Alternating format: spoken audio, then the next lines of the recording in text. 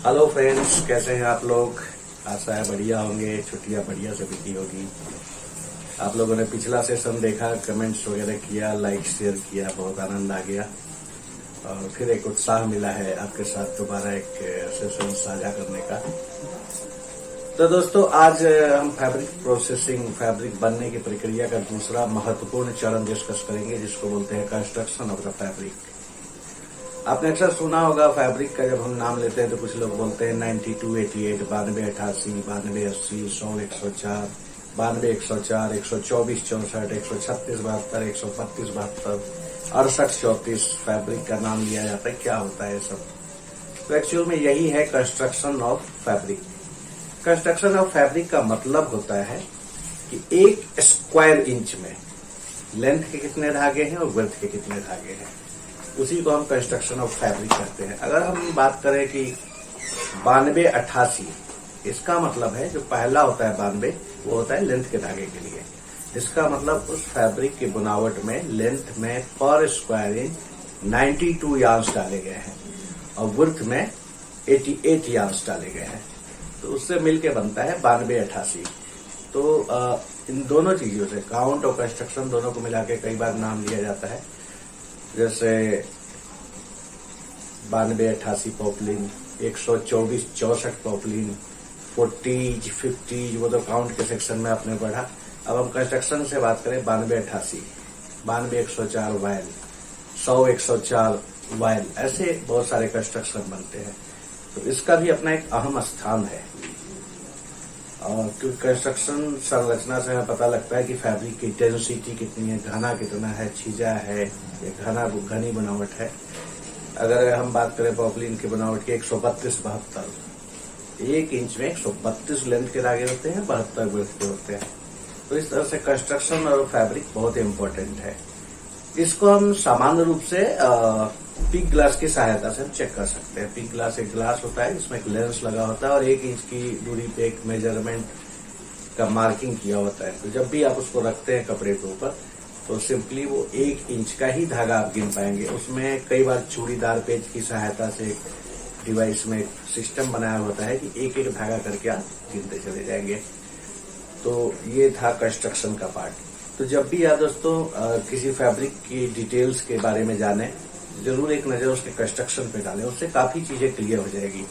Suppose करें अगर किसी फैब्रिक का कंस्ट्रक्शन हो 68, 34 और किसी का हो 132, 72, तो घना कौन होगा? अब दोनों फैब्रिक की कटिंग आपके हाथ में दे दी गई, दोनों का कंस्ट्रक्शन बता दिया गया कि भाई एक का है 68 इंटू 34 और एक का है 132 इंटू 72। तो क्या आप अब डिफाइन नहीं कर पाएंगे? बिल्कुल कर पाएंगे, क्योंकि जो घना होगा वो 132, 72 संरचना से बना होगा और जो हल्की वीप, छिजा वीप होगा, दूर दूर लगेगा धागा, वो 68, 34 होगा।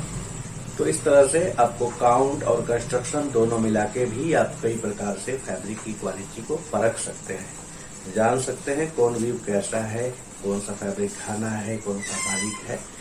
तो ये दोनों ही चीजें बहुत इंपॉर्टेंट है और हमारे पिछले सेक्शन में आप जाके देखेंगे काउंट के बारे में जो हमने जानकारी साझा की थी। काउंट और कंस्ट्रक्शन दोनों को कंप्लीट कर लेते हैं तो आप बहुत सारे फैब्रिक की क्वालिटीज के नाम को और पहचान को जानने में सफल होंगे। तो जब दोस्तों ये फैब्रिक की प्रक्रिया में हमने देखा धागे की लंबाई के धागे को क्या कहते हैं, चौड़ाई के धागे को क्या कहते हैं, काउंट क्या होता है, कंस्ट्रक्शन क्या होता है, वीव की टाइप्स क्या होती है। अब एक और बहुत इंपॉर्टेंट शब्द आपके सामने आने वाला है जो जानना बहुत जरूरी है। देखिए, जब लूम के इस तरफ क्या होता है, लूम के इस तरफ होता है यार्न, धागा। लूम के इस तरफ क्या होता है, लूम के दूसरी साइड होता है फैब्रिक। यानी धागा जब लूम के इधर है, धागा बुन के आके इधर बन के फैब्रिक बन के आ गया।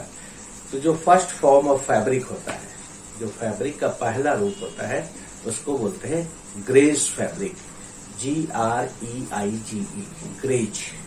ग्रे का उच्चारण भी किया जा सकता है और ये ग्रेज फैब्रिक होता है। फैब्रिक बुनाने की प्रक्रिया में धागों को सीधा रखने के लिए, संतुलित रखने के लिए, सही से बुनावट होने के लिए उसमें साइजिंग भी किया जाता है। केमिकल जैसे स्टार्च, जैसे आप माड़ी कह सकते हैं, हम पुराने जमाने में कपड़े में डालते थे कड़कपन लाने के लिए, तो उस टाइप का भी कुछ केमिकल का यूज किया जाता है जिस प्रोसेस को साइजिंग करते हैं। उससे धागा सीधा होता है, उसमें संतुलित हो बनता चला जाता है फैब्रिक। तो जब यान इधर था लूम के इस तरफ, लूम के इस तरफ हुआ फैब्रिक। पहले फर्स्ट फॉर्म ऑफ फैब्रिक का नाम होता है ग्रेज। ग्रेज में लगी होती है माड़ी, इसलिए उसमें होती है पानी की ऑब्जर्वेंसी बहुत ही कम, यानी वो पानी को ऑब्जर्व नहीं कर पाता। इसकी पहचान के लिए कभी भी आपको ग्रे का कोई टुकड़ा हाथ लगे तो आप उसमें 2-3 बूंद पानी डालना। जब पानी डालोगे तो जैसे पलाश के पत्ते पे वो पानी तैरता रहता है, उसी भांति ग्रेज के ऊपर ही पानी तैरता ही रहेगा।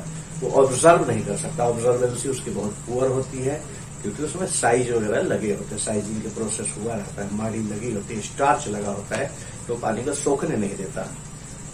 तो इस प्रकार से आप ग्रेज की पहचान भी कर सकते हैं। बहुत बेसिक बारीक सी पहचान मैंने बता दी। देखने में हल्का पीलापन लिए होता है और उसमें इम्प्यूरिटीज भी होंगी। जैसे कॉटन का हो गया कपड़ा, उसकी जो इम्प्योरिटीज होती है किट्टी किट्टी, छोटा काला काला होगा। कुछ और भी इम्प्योरिटीज होगी, थोड़ा कड़कपन होगा, उसमें पानी को सोखेगा नहीं। ये 4-5 चीजों को समझ के आप आसानी से ग्रेज फैब्रिक की पहचान कर सकते हैं। तो यहाँ ग्रेज तक तो हम पहुंच गए। अब आगे हम इसके बारे में विस्तार से जानेंगे कि अगर वो पानी सोखता ही नहीं, फिर डाई कैसे होता है, फिर प्रिंट कैसे होता है, डाई के प्रकार क्या होते हैं, प्रिंट के प्रकार क्या होते हैं, कौन कौन सी मशीनरी यूज में लाई जाती है और किस किस टाइप से वो प्रिंट किया जाता है, किस किस प्रिंट की खासियत क्या है। तो प्रिंट के पहले हमें देखना होगा कि जो उसकी ऑब्जर्वेंसी है वो कैसे बढ़ाई जाती है ताकि वो कलर्स को सोख सके। तो ये सारा सेशन बहुत ही रोमांचक होगा, मजेदार होगा और बहुत कुछ सीखने को मिलेगा इसमें हम सबको मिलके। तो अगले सेशन में हम यही सब चर्चा करेंगे। अगले सेशन में हम टाइप करेंगे पूरा स्कवरिंग प्रोसेस को, क्या होता है, बॉइलिंग क्या होता है, कपड़े को रेडी फॉर डाइंग कैसे करते हैं, डाइज के कितने प्रकार है, ये सारी बातें विस्तार से चर्चा करेंगे। और ये सेशन हम अगले संडे को आपके साथ साझा करेंगे। तब तक के लिए दोस्तों नमस्कार, बाय बाय।